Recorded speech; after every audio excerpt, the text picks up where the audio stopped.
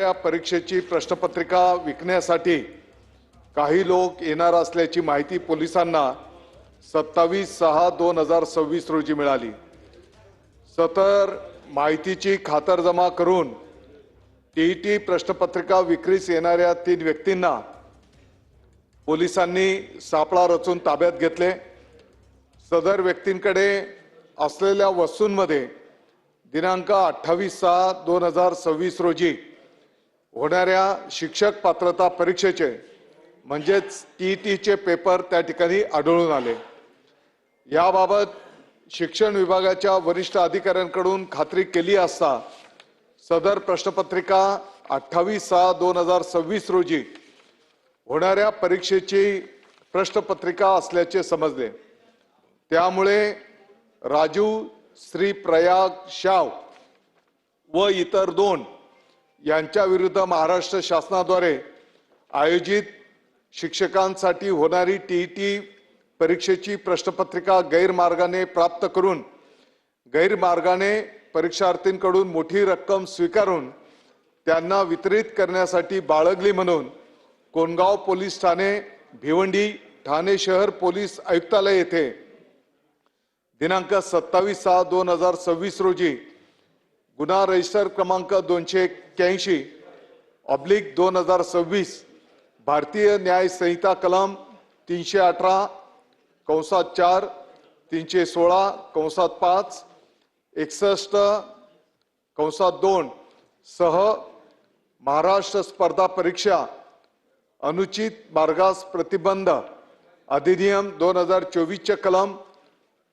11(1)(2)(3) 12(1)(2) सह महाराष्ट्र विद्यापीठांच्या मंडळाचा व इतर विनिर्दिष्ट परीक्षांमध्ये होणाऱ्या गैरप्रकारास प्रतिबंध अधिनियम 1982 चे कलम 6 व 8 अन्वये गुन्हा दाखल करण्यात आला आहे।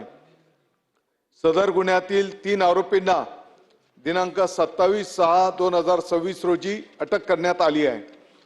सदर गुन्हा संवेदनशील असून या दाखल गुन्ह्याचे गांभीर्य व व्याप्ती लक्षात घेता पोलीस महासंचालक महाराष्ट्र राज्य मुंबई यांच्या दिनांक 27/6/2026 च्या आदेशान्वये पोलीस सह आयुक्त गुन्हे ठाणे शहर यांच्या अध्यक्षतेखाली विशेष तपास पथक SIT स्थापन करून त्यांच्याकडे वर्ग करण्यात आला आहे। सदर गुन्ह्याचा तपास विशेष तपास पथकामार्फत सुरू आहे। सदर गुन्ह्याच्या तपासासाठी बिहारला 2 पथके, हरियाणाला 1 पथक व दिल्लीला 1 पथक रवाना करण्यात आले आहे। सदर गुन्ह्यात 3 आरोपींना अटक केली असून ते पोलीस कोठडीत आहेत। दिनांक 28/6/2026 रोजीच्या नियोजित टीईटी परीक्षा पेपर फुटी प्रकरणी जे कोणी दोषी आढळतील त्या सर्वांवर संघटित गुन्हेगारी कायदा मकोका अंतर्गत गुन्हा नोंदविण्याबाबत मकोका कायद्यांमध्ये आवश्यक ते बदल करण्याबाबत तपासणी करण्यात येत आहे। अध्यक्ष महोदय, फेर परीक्षा पारदर्शक पद्धतीने शिस्तबद्ध वातावरणामध्ये पार पाडण्यात येईल। टीईटी 2026 च्या फेर परीक्षेसाठी उमेदवारांकडून कोणत्याही प्रकारचे परीक्षा शुल्क आकारण्यात येणार नाही, कारण ते यापूर्वीच स्वीकारण्यात आलेलं आहे। पुढील वर्षापासून टीईटी व अन्य सर्व परीक्षा पूर्णतः पारदर्शक व शिस्तबद्ध वातावरणात ऑनलाईन पद्धतीने पार पाडण्याकरिता आवश्यक पायाभूत सुविधा निर्माण करण्यासाठी माननीय मुख्य सचिव यांच्या अध्यक्षतेखाली समिती नेमण्यात येईल।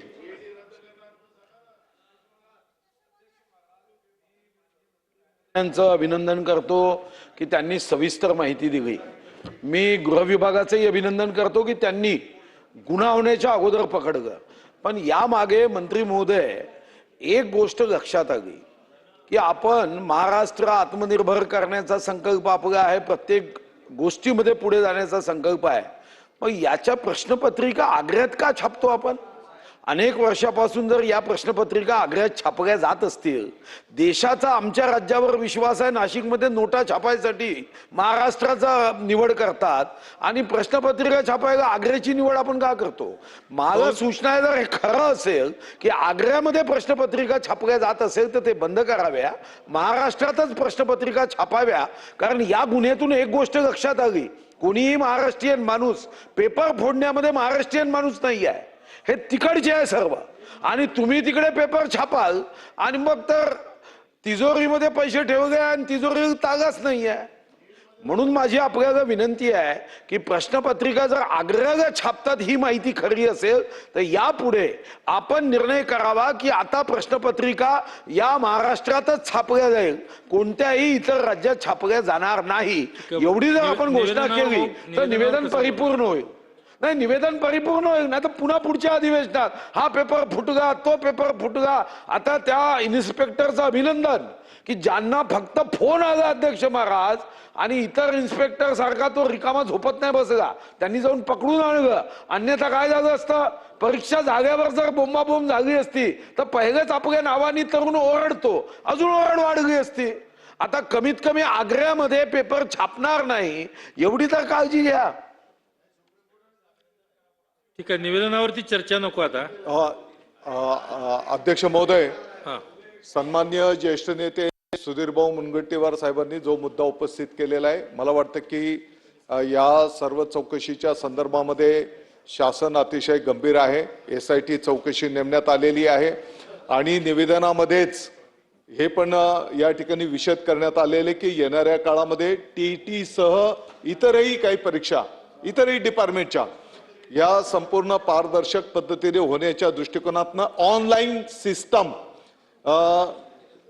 ही पद्धती निर्माण करण्याच्यासाठी माननीय मुख्य सचिव यांच्या अध्यक्षतेखाली समिती गठीत करण्याचा निर्णय झालेला आहे. ठीक आहे मंत्री महोदय.